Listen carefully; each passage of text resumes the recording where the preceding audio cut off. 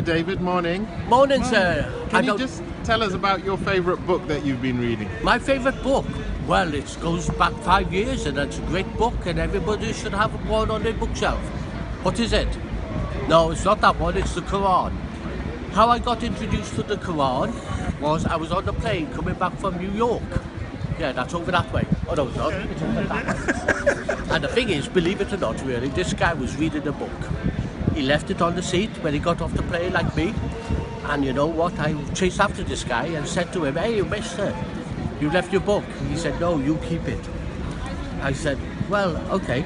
So I kept it. And then I was waiting in the airport lounge in Heathrow. And what happened? I started to cry when I read the Quran. So I put the book down. I was happy. I was still the same. And then I picked it up again. I started to cry. And then I got a taxi to my brother's in London. And then what happened?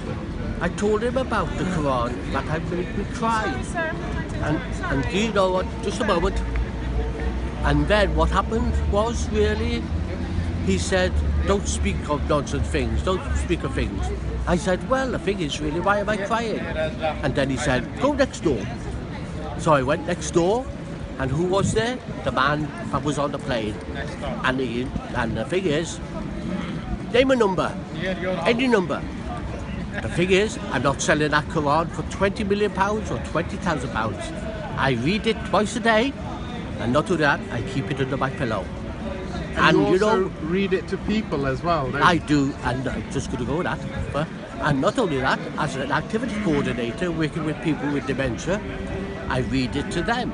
And the thing is, they ask me questions, I don't know all the answers, but I know there's one thing in the Quran. What is it? Truth. And if you was lost in the desert, or you was lost somewhere in town, you'd ask somebody away. What's the Quran? It's a map for life.